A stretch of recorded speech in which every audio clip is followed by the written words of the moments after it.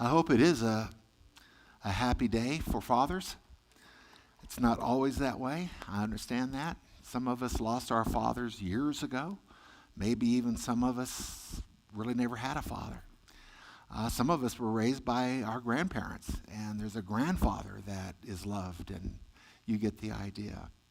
So whether you have a close relationship with your father or that you have close relationships with your children, I hope that the good father has been present in your home to help you raise godly children. It's tough, isn't it? One of the things I've learned growing up, when people are announcing their anniversaries and how long they've been married, on Tuesday, Danelle and I will have been married. So let's hear it for that right there. See? Isn't that great, Charlie? Yeah, it's all wonderful. Okay. I've been a father for 43 years. Some of you have been fathers a lot longer. And being a dad has been the greatest honor of my life. We have had tremendous relationships with our kids. We made it a point to do that. We homeschooled. We did all kinds of stuff, and we invested. And I invested more time in my kids than my dad did in me by tons.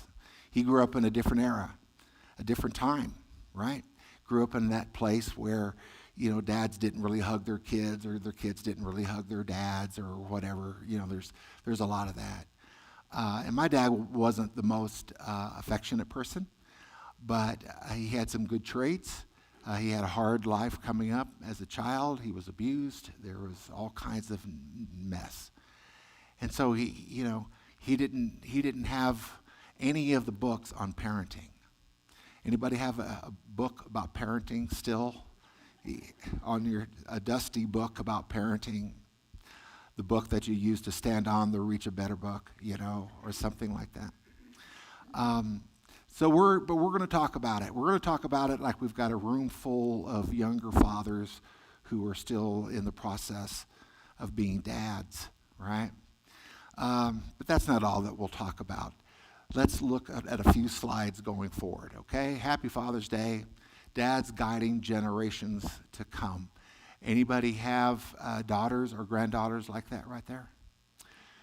We don't have grandchildren. We wish we had grandchildren. We don't have grandchildren. We've been praying for grandchildren.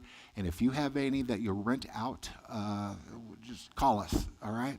Just for like a day or two. We don't want to, We've already got a dog. So, all right. Guiding generations to come. Let's talk a little bit about being a spiritual father. A spiritual father, a caring, faith-led presence who mentors, listens, and models spiritual values for their kids, embracing simple habits that build trust and faith-filled guidance in everyday moments. Were all of you raised in homes that had a lot of Bible study, a lot of prayer, a lot of conversation about what it is to be a child of God? Some of us did. Some of us maybe not as much, maybe a little. It just kind of depends, right? Well, okay. This is from the Old Testament. Anybody know what Shema means? Okay.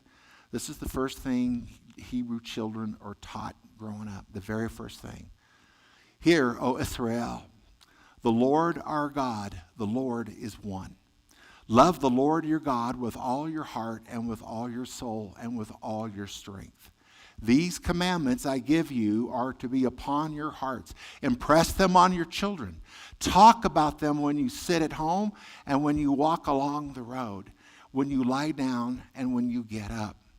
Now there's a couple more lines that goes with this, but I stopped it right here, okay? Were you taught this growing up?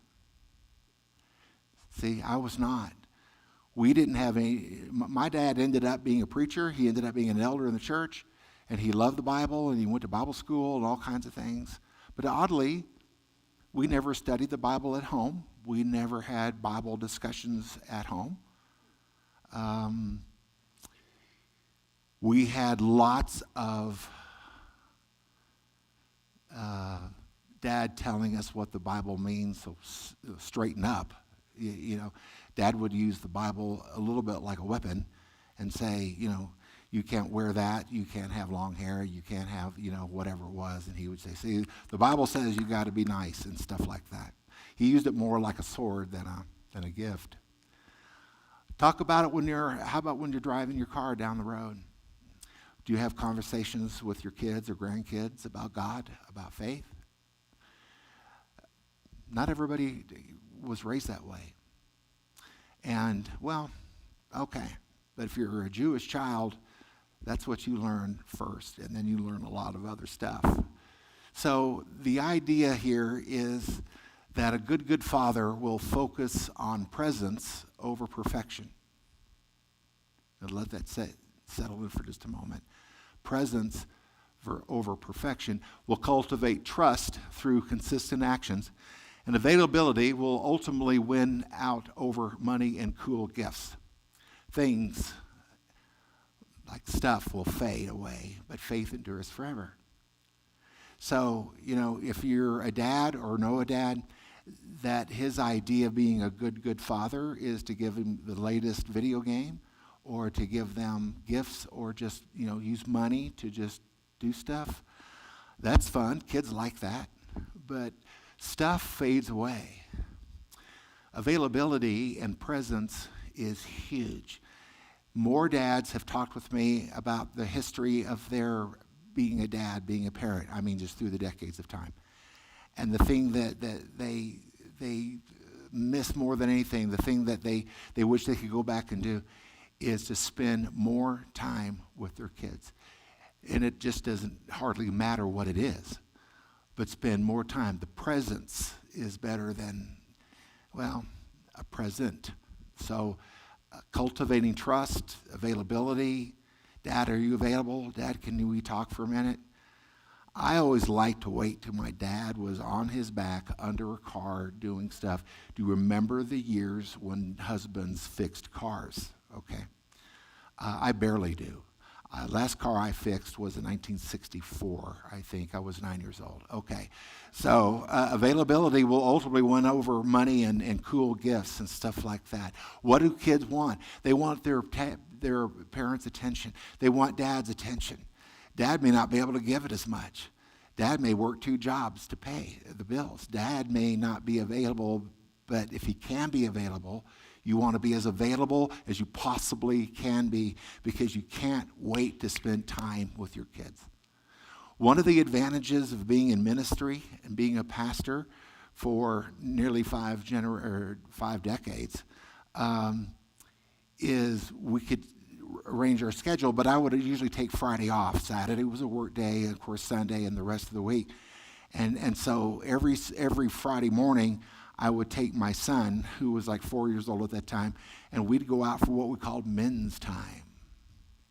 He liked that. Just us. Mom was home with baby sister, okay? But, and we would go to the pancake house, and we'd have pancakes, and lots of pancakes, and could we have some more pancakes? And they would bring a whole thing of syrup, and it would nearly be empty by the time we're done. And we just did stuff. And my kids, my son, he was huge into, Batman and all that kind of stuff, right? Like kids are. And he put together a Batman suit for himself, and had a towel on the back as a thing. And he liked to walk into the pancake house holding my hand with full Batman attire. And I struggled with it for a while. I'm like, because they just, oh, look at that little Batman, and he's so cute, and blah, blah, blah. And Derek would just, he was just all cool about it. And, okay, fine, be Batman, but I'm going to walk behind you at 6 feet, And what would we do? We'd just talk. We'd have pancakes. We'd talk on the way to the pancake place. We talk in the car. We talk till, and we would do pancakes until the mall opened. Because in those days, the only arcade you could get with video games was in the mall. So the mall would open at 10, then we'd go and he'd have to get a stool because he was too short to reach the controllers on the video games, and we'd play video games. And we did that every week, and he would win every time, and I never won. There was a game called Chip and Dale. Remember that? Remember Chip and Dale, the two little mice or rats or squirrels, whatever they were? One of them was really good, and the other was kind of like the slow, fat one, Guess who was always the slow, fat? So he would always beat me and everything. And to this day, we talk about back then when we used to play video games at the mall. And all kinds of stuff like that. I couldn't wait to spend time with my son. I couldn't wait to spend time with my daughter. She was a little different temperament. She wasn't, we didn't play dolls together and type stuff. But I wanted to make sure, because I didn't have a dad that was available like that. Mostly because he wasn't in a position to spend that kind of time. But I tried with my kids. And guess what? They're 42 and 36 now. Mom goes, I don't know, Tuesday we'll have been married, So anyway, how did you do it, dads? Or maybe as grandfathers, how do you still do it? How do you still invest, Did you not learn like I learned late that even after they turn 18, even after they go to college, even after they finish college, and even after they're working, you are never quite finished being a parent? I'm still a parent. My daughter will still call and ask me advice about things. And she's the smartest person I know. She's amazing. She's rich. She makes more money. She's fantastic at what she does. I'm going to borrow money from her, Charlie. I love my daughter. When I got to hold my daughter when she was first born, I just cried and wept with joy that I had a daughter, just like I cried and wept when my son was born. What did you do? What are we still doing? How are we helping our kids or our grandkids? Are we investing the kind of time that needs to be invested? Leading by example, model with prayer and kindness and integrity in daily life, show patience, admit it when you're wrong. That's a tough one for dads. They tend to not want to admit that they're wrong, ever. Honey, I think we need to turn left here. No, we don't. We go straight. Oops. Yeah, okay, you were right. Show patience. Admit it when you're wrong. That's a tough one for dads. They don't like being wrong. And when you are wrong, your kids, never mind. Offer forgiveness. Teach more than the words, Make faith visible through genuine relationships and live the values you want to pass on. These are all the things I learned through many, many years of reading books. I've read hundreds of books about parenting and family and this and that and the other because they're written and it's good to read them. I don't always agree with it, but it's good to read them and to know. Live the values you want to pass on. What are those values you want to pass on to your kids? What are the top 5? Could you say them out loud? Do you know? Do you have it? Well, shut the door when you're done. Well, that's not really a value, is it? Okay. All right. Daily practices create simple routines. 5-minute prayers together with your kids, grandkids. Have brief devotionals, shared meals. These tiny habits anchor faith and relationships, bringing calm and continuity to busy days. We always made dinner sacred. A lot of you did. A lot of us have. It was not allowed to miss dinner because of you've got an activity. And that cribbed their things sometimes about what they want to do, whether if they're playing sports or whatever. But we had decided very early on that we were going to have family dinner every night forever. And some of those nights went on for 2 hours, just talking and laughing and visiting. And it was just amazing. And then we had it at night, and we'd all pile up on our bed. The dog, the cat, the 2 kids, Danelle, and me. if there's room left. And we would talk and visit and pray and laugh and send our kids to bed. I mean, even when they're teenagers. Not a lot of teenagers do that with their parents. We just wanted to make sure we had the connection with those children. All right. 5 things you want to know. This is interesting. This has been studied, and it's not really about Father's Day or whatever, but 5 things. What does a child want? In other words, if you want to be a friend, if you want to make a friendship with a child, here's 5 things they value the most. Number 1, if you know their name, you're already in. If you have to ask a child, a 5-year-old, what's your name? If you have to ask twice, they probably aren't going to be that interested in you at all.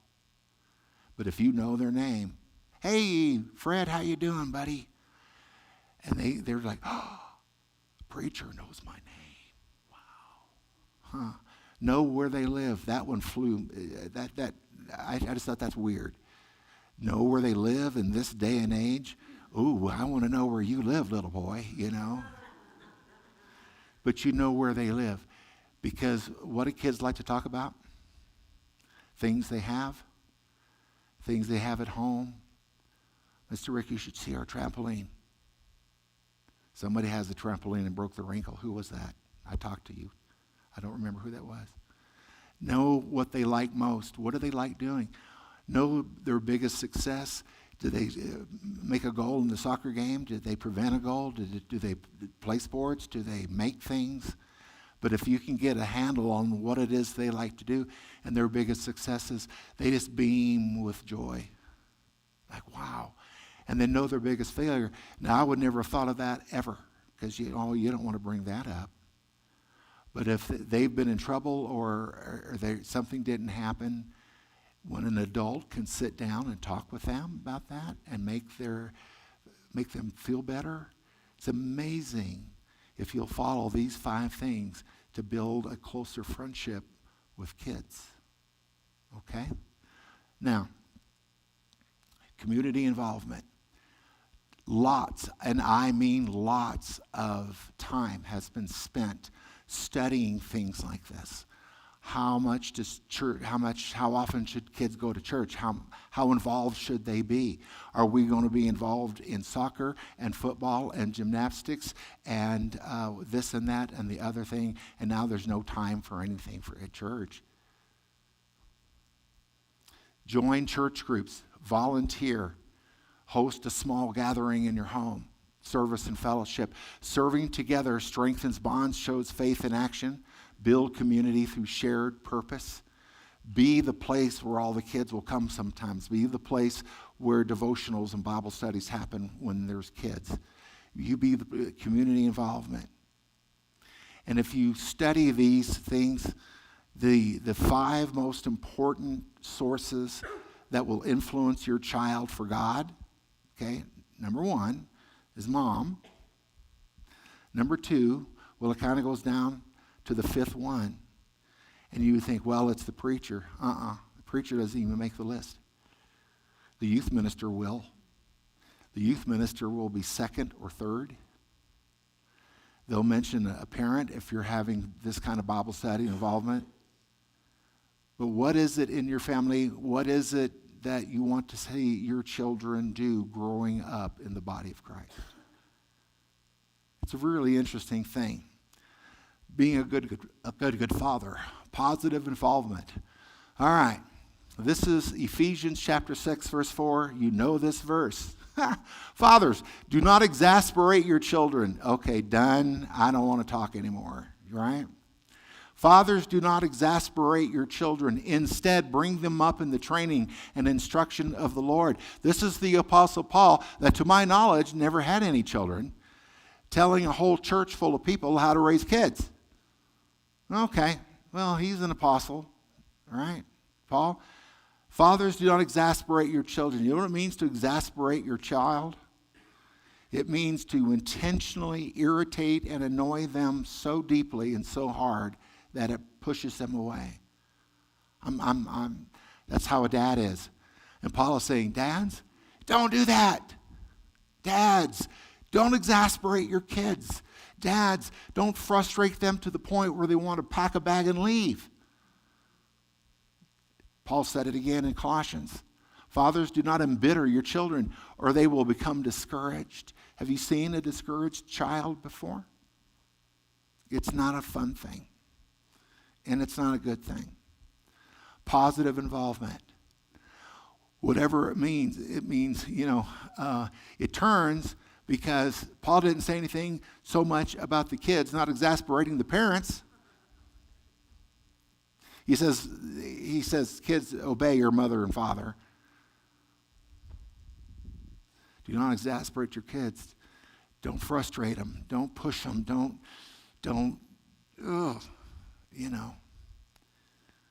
teach them the instruction of the Lord. This is an interesting study. If the parent of a newborn baby filled a large jar with marbles and each week took one out, at the child's 18th birthday, the parent will have removed a lot of marbles. And they would celebrate that child's 18th birthday having removed one marble a week for 936 weeks. At 18 years, the jar is empty.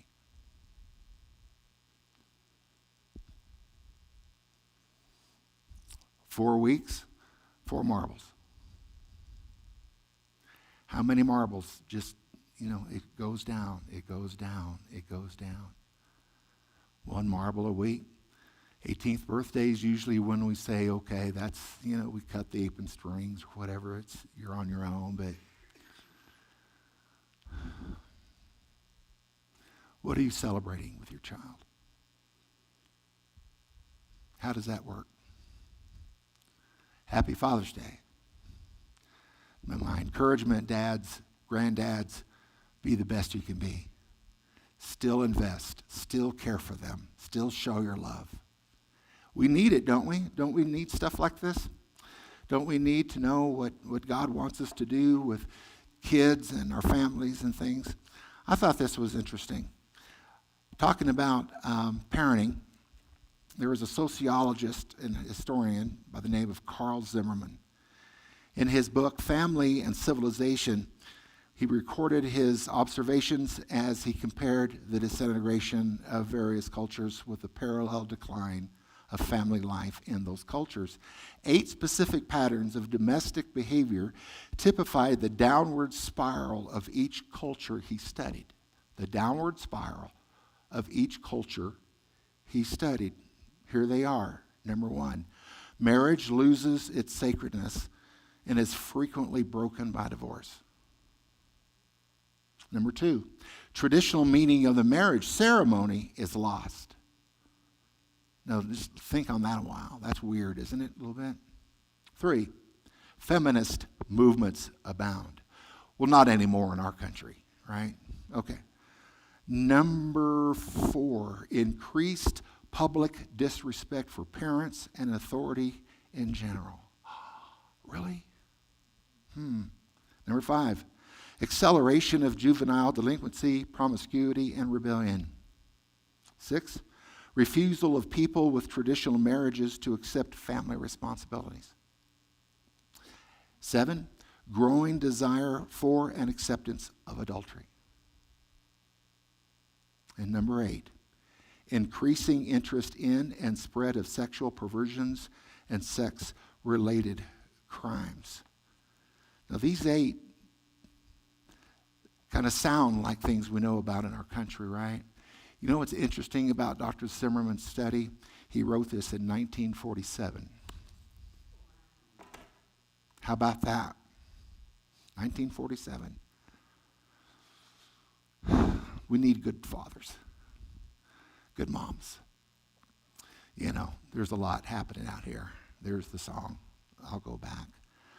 There's more I could share with you on this, and it's time to wrap up.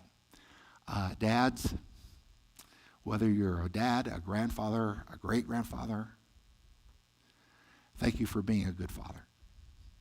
So on Father's Day, I'm honoring our dads. I'm honoring our grandfathers. I'm honoring our great-grandfathers. Keep up the good job. Keep up the good work. Stay with them. Take them out. Love on them. Let them know that you care, whatever it is. Just continue to being the best grandfather, the best father you can.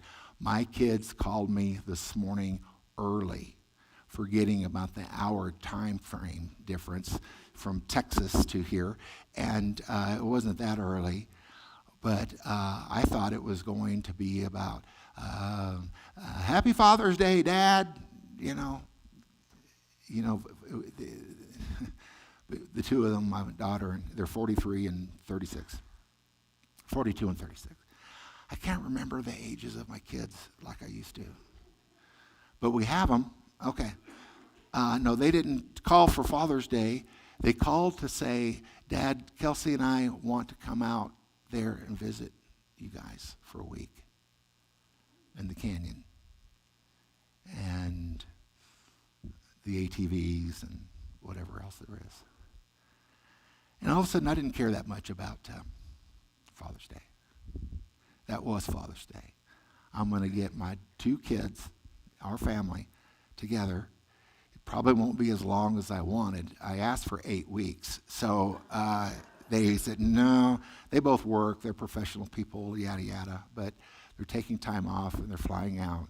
And we'll have them for just about a week, a little bit less than that.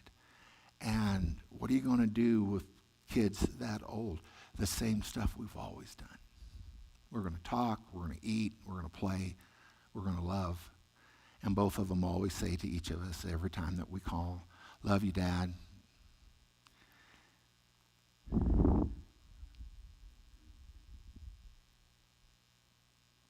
We need good fathers.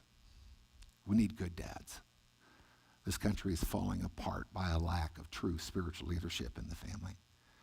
Will it change? I don't know. Probably not. Maybe not in my lifetime. But it sure needs to. So I just keep trying, Charlie, to be the best dad that I can. And truthfully, I love being a dad. I love being a dad. It's the best thing in my life. It's the greatest thing I've ever experienced.